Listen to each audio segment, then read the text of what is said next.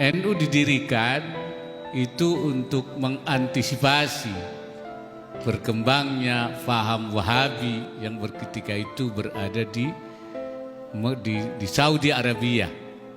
Ulama kita mengutus satu komite yang dinamakan Komite Hijaz untuk mencegah supaya atharu Rasulullah, bekas-bekas Rasulullah, atharus sahabat, bekas-bekas sahabat tinggalannya di Saudi tidak dihancurkan oleh pemerintah yang kebetulan berfaham Wahabi.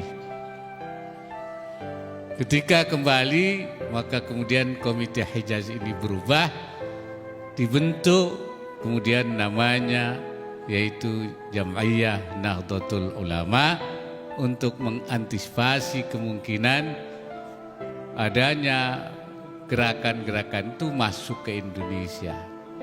Sekarang ini justru bukan antisipasi, sudah ada di Indonesia. Wahabinya ada, bahkan ada HTI-nya, bahkan ada juga gerakan-gerakan yang anak-anak kita dulunya tidak puas dengan gerakan yang kurang ekstrim dari NU, kelompok FPI. Nah, mereka kemudian juga memisahkan diri atau keluar dari kelompok NU karena menganggap NU kurang keras, padahal bukan kurang keras, tapi NU bijak, ya, santun di dalam berjuang. Jadi kadang-kadang orang tidak bisa membedakan antara lemah dan bijak, antara lemah dan santun. Nah, kalau soal pengaruh, saya kira satu-satunya organisasi yang paling ditakuti di Indonesia ini ia adalah Nahdlatul Ulama. Yang lain tuh hanya puluhan ribu, paling banyak ratusan ribu. Kalau NU kan jutaan. Jangankan teriak, dehem saja. Kalau NU sudah, itu orang gemeter semua. Nah, ini yang tidak difahami, ya. Tapi sekarang tantangan itu di depan kita. Bagaimana memahamkan ini kepada masyarakat. Kemudian juga negara. Ini juga harus dijaga.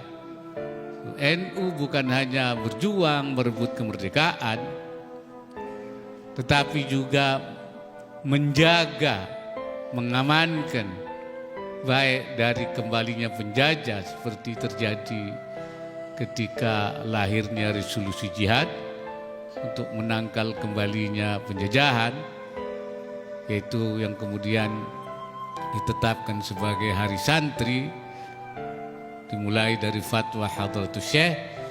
Ini merupakan upaya NU untuk menangkal kembalinya penjajahan. Dan sekarang ini bukan tidak ada ancaman, ada separatisme yang ingin memisahkan diri. Ada juga radikalisme yang ingin mengubah negara ini. Padahal negara ini sudah kita sepakati. Bagi kita NU, NKRI adalah harga mati, sudah selesai. Karena NKRI ini hasil daripada kesepakatan. Oleh karena itu, saya menamakan negara ini negara kesepakatan. Melalui Pancasila sebagai titik temu, sebagai kalimatun sawa, Undang-Undang 45 sebagai kesepakatan, ittifaqat wataniyah, kesepakatan nasional, ittifaqat akhawiyah, kesepakatan sama saudara sebangsa. Makanya Indonesia adalah negara kesepakatan. Ada yang menyebutnya sebagai Darus Suluh, ada yang menyebutnya Darul Ahdi Wasyahada. Saya lebih suka menyebutnya Darul Mitsaq. Karena apa? Karena memang ada ayat yang berbunyi fa in kana bainakum wa bainahum mitsaqun fadiyatun musallamatun ila ahlihi.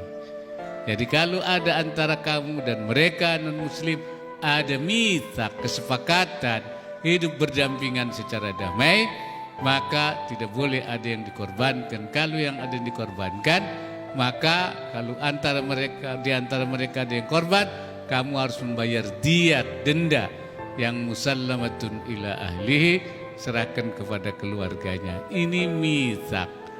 Kan Rasulullah di Madinah juga pernah membuat mitsaq Madinah.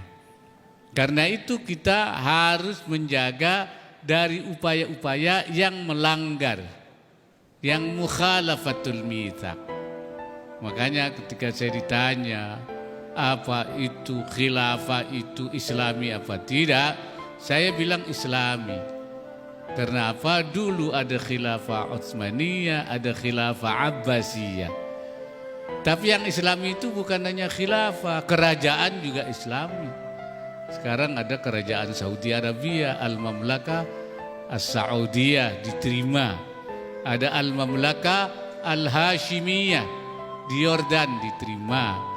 Yang Islami juga keamiran. Ada di Kuwait, Abu Dhabi, ada Qatar. Yang Islami juga Republik Indonesia, Republik Islam Pakistan, Republik Mesir, Republik Turki. Jadi kalau soal Islami, semua Islami. Nah, kenapa khilafah ditolak di Indonesia? Saya bilang bukan ditolak, tapi tertolak, ya. Kenapa tertolak? Karena mukhalafatul mitsaq, menyalahi kesepakatan. Kesepakatan kita republik, makanya namanya NKRI, Negara Kesatuan Republik. Lah kalau jadi khilafah kan nggak ada NKRI-nya, NKKHI, Negara Kesatuan Khilafah jadinya. Padahal kita bilang NKRI itu adalah sudah harga mati, tidak boleh diubah.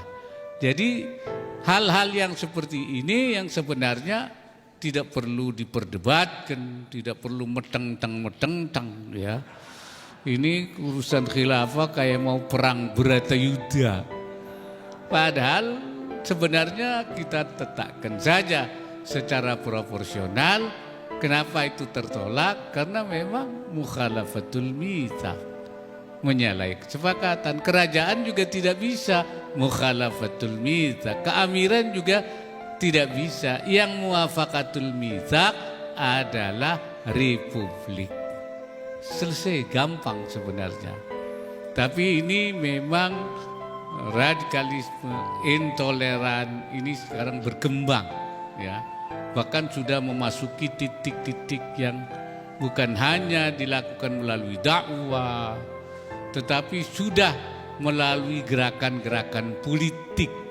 Bahasa sekarang sudah politisasi dan menggunakan instrumen-instrumen politik untuk memenangkan gerakan-gerakan radikal dan intoleran di Indonesia ini. Ini merupakan bahaya yang kita hadapi, yang harus dihadapi oleh bangsa ini. Disinilah NU itu harus muncul di depan.